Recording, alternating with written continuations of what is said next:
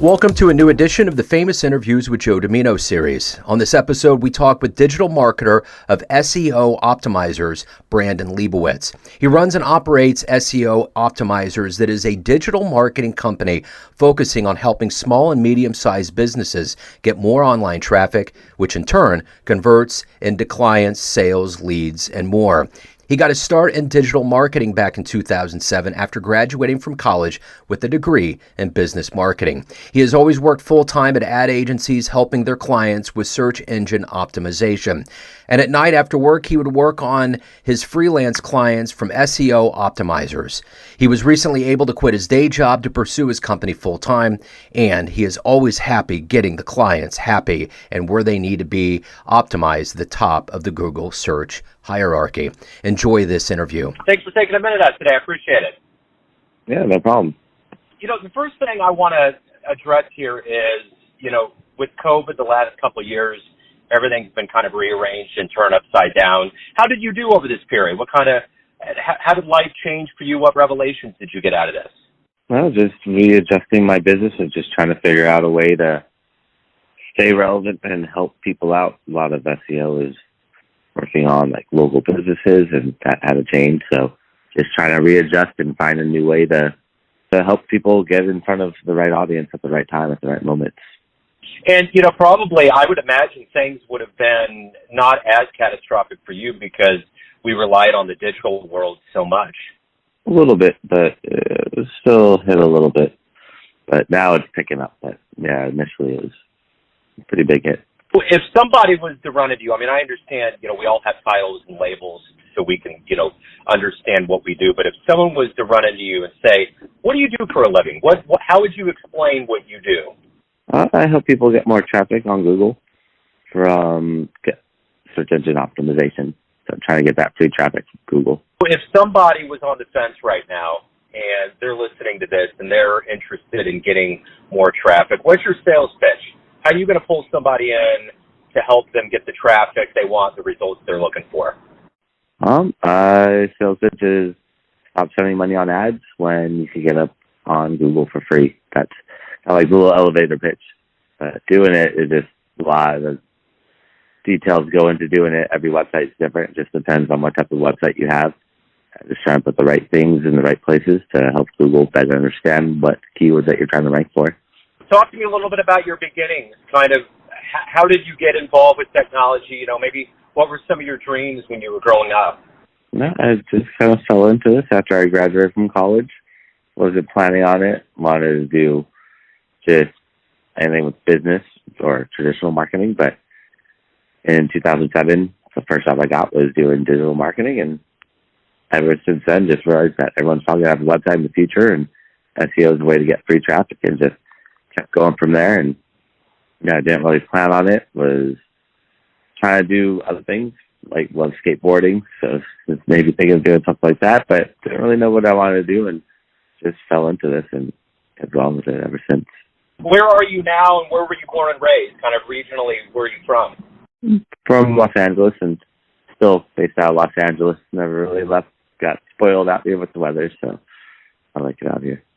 Yeah, coming from Kansas City, anytime I see LA or hear about, that region of the world, it just seems like a Steven Spielberg film. Everything's in sunshine and everything's always at that optimum temperature. Yep, we are spoiled out here, so never really left. I've been other places, but living other places, I was just like, I like it out here a little bit too much. Do you do HTML? Do you do any of the nuts and bolts of building websites? Have you ever been on that end of things? No, I know HTML for SEO, but not to build websites. That one's a whole different strategy, but I could do basic changes or go in the coding and make the changes that Google wants to see in the SEO.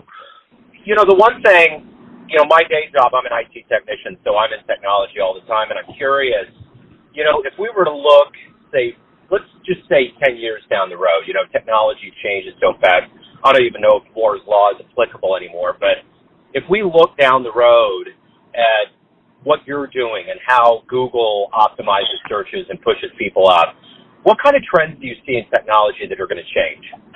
Everything is really shifted towards mobile. That one is just growing and growing and not slowing down anytime soon. But also like video, people want visual content. They want to really read anymore. They want something focused on them. Attention spans are short, so video is a great way to keep get someone's attention span. Yeah, I mean, video is just so much easier. Isn't what we're doing now, too, a pretty big deal? I mean, I've noticed that, I've been doing podcasting for a long, long time, but I've noticed in the last couple of years, it's becoming more and more of a marketing tool. It kind of personalizes everything. Do you see podcasting as kind of one of those things that are really going to vault people one way or another? No, podcasts are a great way to get in front of a new audience and tap into just getting visibility and exposure and getting your message out there to a wider audience. So podcasts are great to put that out there, even taking the video from the podcast and putting it up on YouTube and just throwing it up as many different places as possible to get more visibility and more exposure. The more places you're on, the more likely someone's going to find you. So what has been one of your best fan letters, best client response that you've received from the services that you've given to somebody? Someone that was able to rank at the top of Google for all their keywords and just saw that traffic coming in and seeing all that free traffic coming in and helping them stop spending and just getting that pretty much never-ending supply of traffic once you're on that first page of Google, especially at the top position. You know, when I hear you say get to the top and all of that, how hard is it for that to happen? I mean, is it a pretty arduous journey to get to that point? I mean, what's kind of the roadmap to get somebody that walks in and says, look, I need more traffic, I want to rank higher up in Google? Is it something, I mean, from my perspective, I think it would be a rather exacting process. Is it really in reality? No, it's not really a one-size-fits-all, so it just depends. With SEO, we're not trying to beat Google. We're just trying to see who's on that first page of Google and how much SEO have they done. So it's just trying to figure out what they've done and how to fill that disconnect. Sometimes it's going to be a lot tougher, a lot more work, where it's more competitive versus less competitive. Less competition means less SEO that you have to do, because essentially it really just comes down to the competition. The more competitive it is, the more work that you're going to have to do to rank for those keywords. So you're obviously passionate about what you do. What is it that you like the best about doing this every day? What is it that drives you? I like helping businesses out, watching them grow and succeed and helping get them to the next level, and just watching them just stop spending money on paid ads, essentially just help them save that money and just grow as a whole business overall. Who would you see as like a role model or someone that you look up to that kind of motivates you to be who you are?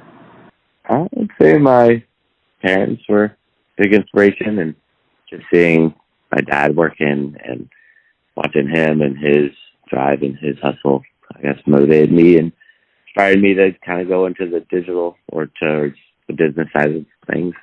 So in the world of technology, computing, mobile technology, all of that, when you look at the history of computing and technology, what do you see as the best innovation or invention that's happened in our lifetimes? I'd say probably the internet has been a big one that's really changed things and made things a lot easier to connect and stay together with people. So I think the internet's probably one of the bigger ones that I've seen, but there's been so many good things out there, but the internet is just one that's really taken over everyone nowadays. We're all connected online, and yeah, that one is a big one, I feel like. If you could meet anybody, in technology or even beyond that, anybody that's around and alive today, if you could meet them, who would you like to meet and talk to for a little bit? I would maybe want to go back and talk to maybe like some of the Egyptians, the pharaohs back then, maybe see what was going on, how they built those pyramids, what was really going on back then, and seeing the quality of life back then versus now.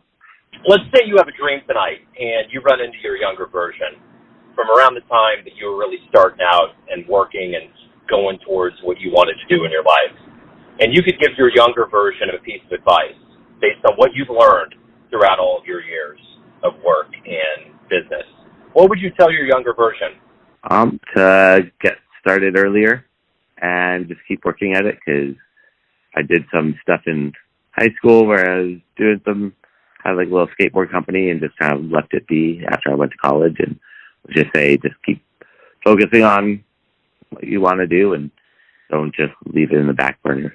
So let's say we talk in 5 years from now, we catch up, and I ask you, what's going on? What are you going to be happy to see that would happen in your life in the next 5 years? What are you looking forward to, especially now with coming out of the pandemic? Hopefully things are picking up.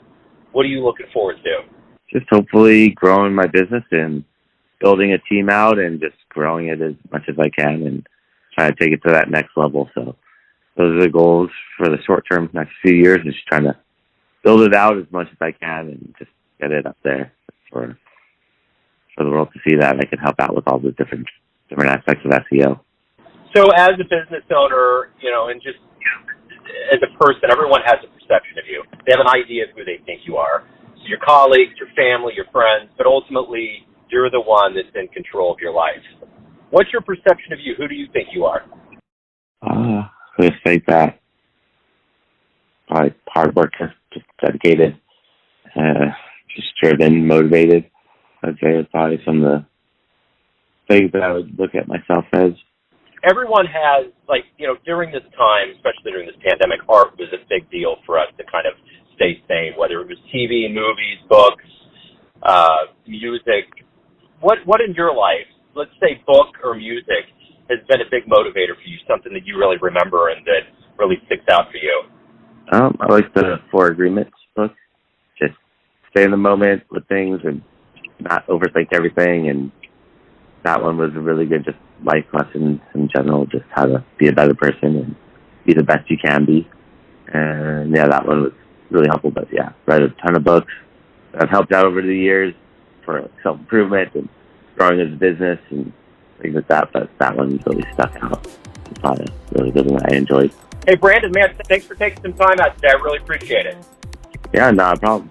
Thanks for having me on today. Good luck today. with everything. Thanks for tuning in to another famous interview with Joe Dimino, where we cover the world of art, literature, business, and music, and technology around the globe. If you want to hear more interviews, visit the Famous Interviews with Joe Dimino channel on YouTube.